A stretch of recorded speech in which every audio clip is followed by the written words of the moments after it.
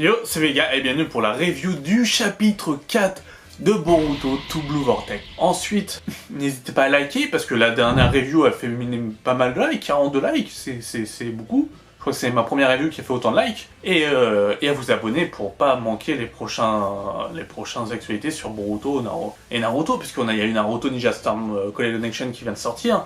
Je l'ai acheté, je vais en faire un let's play. Il y a les Red and Blue aussi pour les chroniques jeux vidéo. Et puis du coup, il y a les reviews et les leaks auxquels je parlais. Donc n'hésitez pas à vous abonner, tout ça.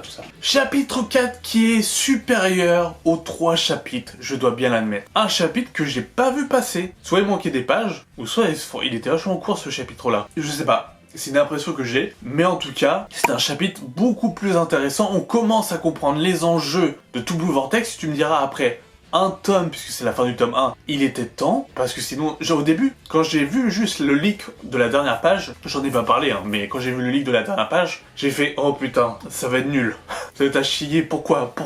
Mais la question du pourquoi reste quand même importante, ça donne de l'enjeu à Boruto, parce que du coup, il faut sauver Sasuke. L'enjeu de To Blue Vortex, c'est sauver Sasuke et sauver le monde. Tout simplement, parce que du coup, le Jubi commence à prendre une conscience avec ce que fait Code en le trafiquant, et il a un ego maintenant. Donc le Jubi possède son propre ego, et il se transforme en humain. Il y a même Bug, avec qui avec Jofonce et Makoto, on disait « Ah, ça va être un antagoniste, Bug !» Tu vois, c'est marrant, ça va jamais arriver ce truc. Bah en fait, ce truc, il est arrivé, Bug est devenu un antagoniste. Ça se trouve, on va avoir un Sasuke antagoniste, un Sasuke Shinju aussi, ou Shunji, je sais plus comment ils disent. Shinju, je crois que c'est Shinju. Et c'est un truc de fou, ce chapitre était vraiment très intéressant. Parce que je me suis dit au début, ok, vous avez nerfé Naruto, pourquoi pas, si vous le laissez, et Hokage qui fasse son travail pour mettre en avant la nouvelle génération. Ok, vous avez nerfé Sasuke, pour pouvoir mettre la nouvelle génération en avant. Alors expliquez-moi pourquoi vous les avez scellés tous les deux. Ce ne sont plus des personnes hors du commun, ce ne sont plus des monstres. Ils sont puissants, Sasuke est puissant, Naruto est puissant encore. Mais ce ne sont plus des monstres comme Boruto l'est actuellement. Donc ce n'est plus une menace en termes de, d'écart de puissance entre Boruto, Sarada, Kawaki, Code, etc. Ils sont beaucoup moins puissants, ce sont quand même des personnages importants, mais ils le sont beaucoup moins. Et laisser tous les deux, j'ai du mal un peu à comprendre le côté nerf. C'est-à-dire que pour moi, ils l'ont pas prévu au tout début de Boruto, qu'ils allaient nerfer, enfin, pas nerfer ici, ils avaient prévu que sûrement qu'ils allaient nerfer Sasuke et Naruto, mais qu'ils allaient carrément mettre à l'écart Naruto et Sasuke pour pouvoir en faire tout simplement une quête. La quête du fait de sauver Naruto, sauver Sasuke. Boruto ne sait pas encore qu'il est en vie. Donc quand il le saura, à mon avis, il voudra le sauver aussi au même titre que Sasuke.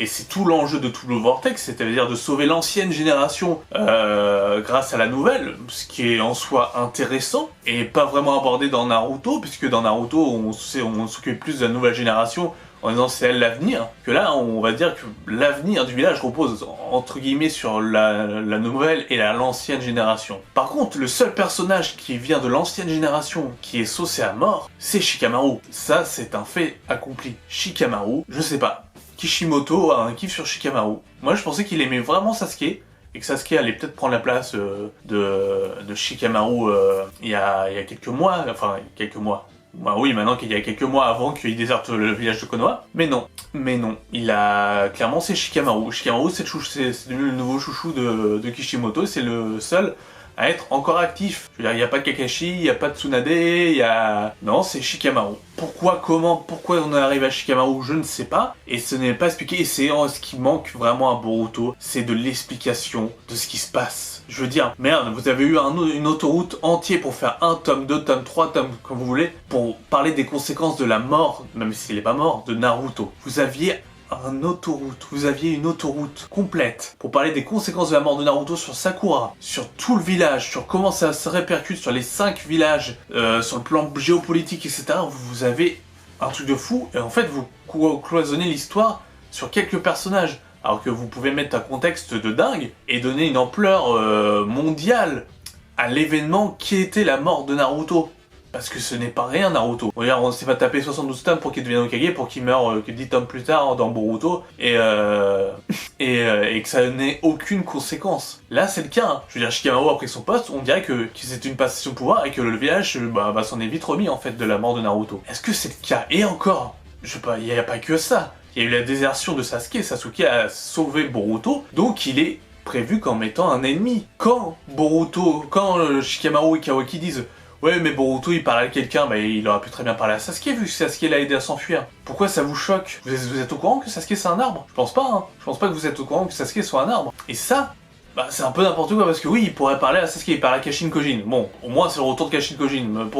Mais ça fait Reddit encore avec Jiraiya, c'est chiant ça. Ça fait encore une Reddit avec Jiraiya. Jiraiya qui entraîne Naruto, et là Kashin Kojin qui est le clone de Jiraiya qui entraîne Boruto. Ça fait une Reddit avec Boruto. J'espère qu'on aura des flashbacks expliquant tout ceci. Si c'est pas le cas, bah même si ce chapitre est nettement supérieur aux trois autres, Love complète en pâtira et sera vraiment... bah ça sera pas vraiment bien, entre guillemets. Il manquera des choses. Déjà il manque des choses actuellement en 4 chapitres, et il manquera encore des choses, même s'il se passe des trucs de dingue, et les Shinju etc.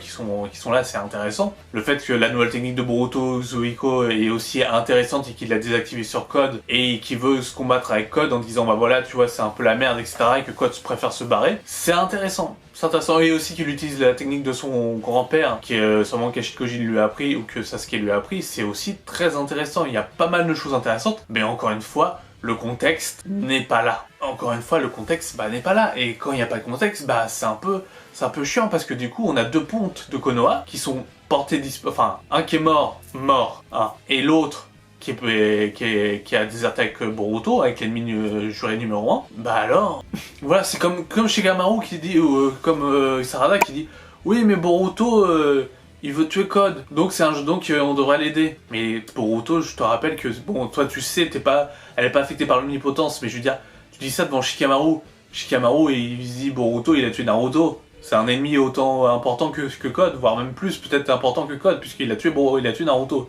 Il a tué mon ami et l'ancien Hokage. Donc voilà, il y a plein de petites incohérences comme ça et plein de petites mises en contexte qui n'a pas lieu d'être, et pour l'instant, bah, ça manque de contexte, Je suis vraiment désolé de dire ça, mais ça manque de contexte. J'allais enregistrer cette vidéo en disant, moi je vais dire que du bien sur le chapitre là, mais finalement je dis pas mal de choses négatives, mais en vrai j'ai bien aimé ce chapitre. Ce chapitre redresse un peu la barre des 3 autres, et se conclut sur un cliffhanger sur Sasuke, et sur un enjeu, c'est-à-dire de sauver Sasuke et le monde Shinobi des nouveaux Shinju qui ont du coup de nouveaux Jubi qui ont un ego. Et aussi de pas finir en pâture pour Jubi en tant que Otsutsuki.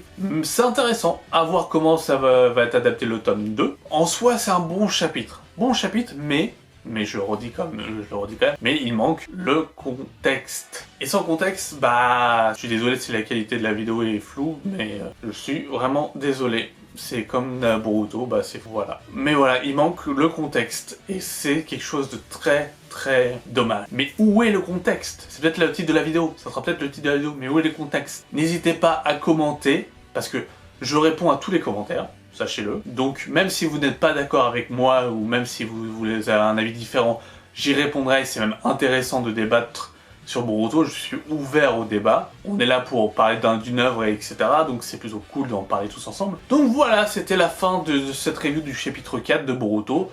Une petite note d'espoir, mais petite pour l'instant. Voilà. Sur ce, n'hésitez pas à me dire ce que vous en avez pensé. Portez-vous bien, je vous dis à très bientôt. Ciao, ciao.